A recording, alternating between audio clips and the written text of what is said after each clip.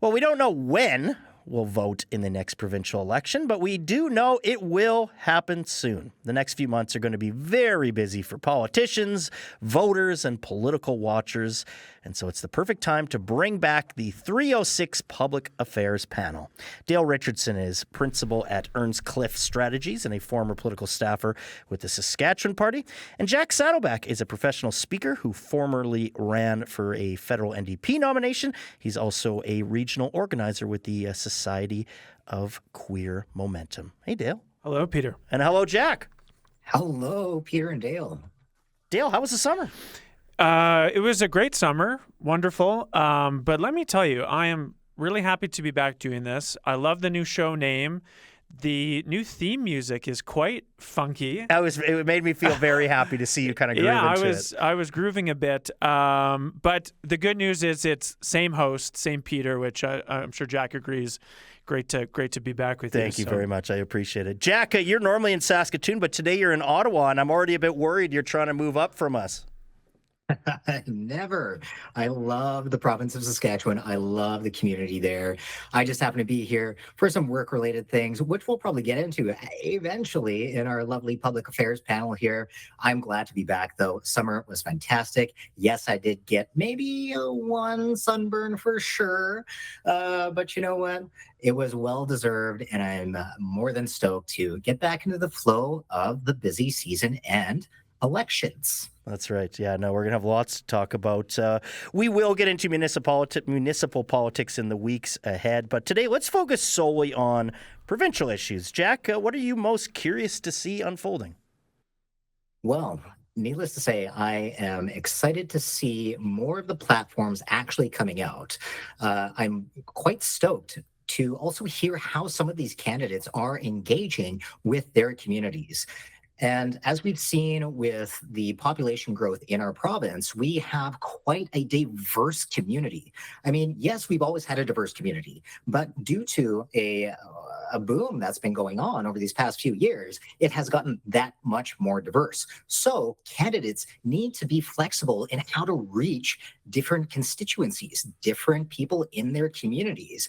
And how that goes about, I mean, it's going to be from community to community. What's happening in urban centers is going to be different from what's happening in rural centers. What's happening in, let's say, urban Indigenous centers is going to be different from rural Indigenous centers. So with that being said, there's a lot of, I suppose, peopling that I would like to see go on. And just jazzy conversations that I want people to lean into, get uncomfortable, I suppose, talking about some of these harder topics that people tend to shy away from. So that's kind of where I'm at right now. Jack, I was going to ask this later, but do you want to talk about it right now? I mean, we're going to go through a lot of things that people are talking about currently, that, what parties are going to be focusing on. But are there issues you think should be talked about more, Jack? Well, I mean, from my own personal viewpoint, and one of the things that has bubbled up in my own communities time and time again over this past year plus has been Bill 137, which is the pronoun policy bill, which was put forward by the now current Saskatchewan government. And that was put through a notwithstanding clause, which is actually the last choice for any government to choose. And yet this current government chose it to be the first choice for them.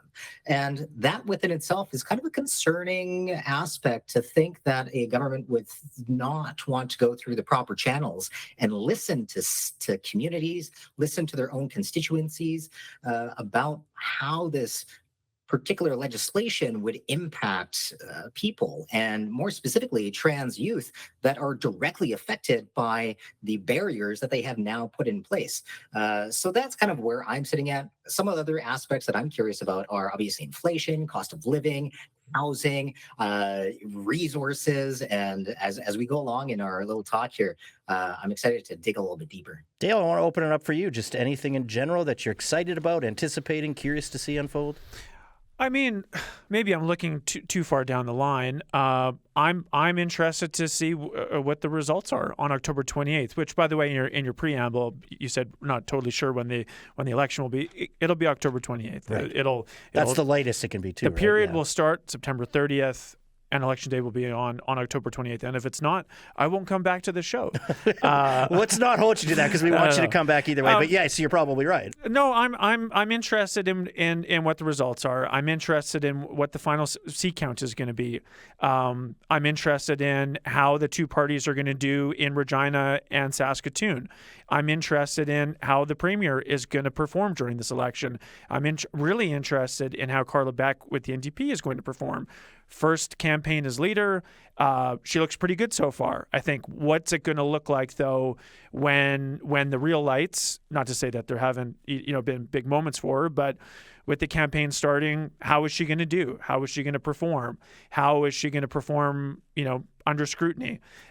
Scott Moe's been through that as premier and a leadership race for the last 7 or so years. So there's a lot to look forward to, but really interested in the results. Well, and there's been a lot going on this past week from particularly the Sask Party and the NDP. What has been the Sask Party's message so far? Well, I mean, so far, and again, they haven't really announced what I would call campaign platform, right.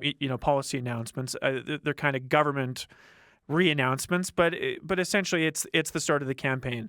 The Sask Party's message is going to be, as it has been for the last while, if you've seen ads, it's strong economy, bright future. Every ad that you see from the Sask Party is going to have that tagline. Every time the premier does a scrum or does an interview or is featured in ads, he's going to be using that saying strong economy, bright future. So, I mean, obviously that's a focus on the economy and jobs. But I think the second part of it is interesting. The Sask Party, they've been criticized by some, and I would agree to a certain extent on this, that focusing a bit too much on the past, like the NDP's past record, what the Sask Party government has done so far, which is important. But it's been 20 years of that now, yeah. Sure, yeah, or getting close to it. But I think what we might see in this campaign is much more future-looking, much more looking forward about what the next 4 years are going to be in terms of here's our vision for the province. So, yeah, I think that's been the message so far. Dale, since you bring up ads, I did want to ask you, I heard at least one radio ad that's really leaning into the anti-Trudeau messaging. Mm-hmm. Essentially, if you support the NDP, it's, support for Justin Trudeau. Any thoughts on that approach? It's the same attack lines that the Sask Party has been using on the NDP for 4 or 5, maybe longer years. I mean, it's the polling and the data shows, and the feedback that the Sask Party hears on the doorsteps is that the NDP's affiliation with the Trudeau Liberal government, that is a very difficult issue for the NDP, and it's a great line for the Sask Party. So, yeah, it's going to be. People are going to keep hearing that, no question about it, because it works, and that's it's a winning message for them so far. Jack, what's the NDP have been busy this week, especially. What's been the NDP's message so far? Well, I just want to kind of touch base on my colleague Dale's comment here, and build on the aspect of like the messaging that is coming out of the Saskatchewan Party, and how they are tying in the NDP with the Liberals, as we've heard, like from the larger national conversation. So that's just the way that folks are trying to view this. I find that it's surprising that the point that they're trying to stand on is collaboration between parties, is talking between parties, is the aspect of sitting down at tables and having these tough conversations and finding out where can we meet in the middle, where can we collaborate, and where is kind of like the aspect of cohesion for us in regards to having a country or having a government, provincial, federal, what have you, that is going to be able to work for the people on a day-to-day basis and not be stalled by these petty arguments. So I just want to kind of like put that out there as a thought process for people to think about, like when this messaging is coming out of these two parties coexisting, that's actually a good thing. People talking together, parties talking. And that's it's an interesting point, Jack, and I just want to jump into that. Or Dale, you can go ahead now if you want. Well, they don't. Yeah, it sounds nice, but they don't coexist anymore because Jagmeet Singh and the federal NDP, even they got sick and tired of the Trudeau Liberals and the agreement that they had. So even the federal NDP have had enough of Justin Trudeau, but Yep. the relationship still exists, right? The connection that has existed for the last number of years with the NDP and the Liberals and the carbon tax, Sask parties, they're going to keep using that. Jack, I'll send it back to you, but you made an interesting point that no matter what perspective you look at it, the federal government is really going to be involved in the perception of this election, whether it is, the anti-Trudeau messaging on one side or the other side saying, look, we need to be more collaborative. Do you want this to continue? Do you want us to work together? Either way, it seems like this is going to be a really big sticking point dividing voters. Oh, most certainly, and as Dale was alluding to here, is that the talk or the agreement between the federal NDP and the federal Liberal Party, unfortunately, has now come to an end. I think when we're looking at things, and this is my own personal opinion here, is that it is kind of a good step. Because now both parties can showcase over this next year, as we're looking down the line to the federal election, that both parties can start to showcase which issues that they are going to be pushing forward for. And they are not having to lean on each other to say, like, look, this is both of our thing. No, this is individual parties now pushing forward. And whatever side that you may be on, I think it's kind of a good thing that they were able to end that agreement. It may have come as a surprise for some folks, but at the same time, it is what it is. Looking at the provincial election, however, I think it's fascinating to see how our Saskatchewan NDP are looking at the successes of the NDP over in Manitoba, and with now Premier Wab Kinew and his successful campaign that had happened just a short little while ago, looking at that rigor, looking at that energy, and how to capitalize on that in the messaging, in the clarity, and in the general positivity that's happening in Manitoba. Dale, I want your thoughts on the NDP. They've, again, just like the Sask Party's holding a lot of events, talking, kind of reiterating the things that they've spent money on. This is what we're committed to. The NDP doing it more, obviously because they're non-government, saying this is what we will do. A lot of PST talk lately. Any thoughts just from the NDP messaging so far? They've looked sharp so far, I think.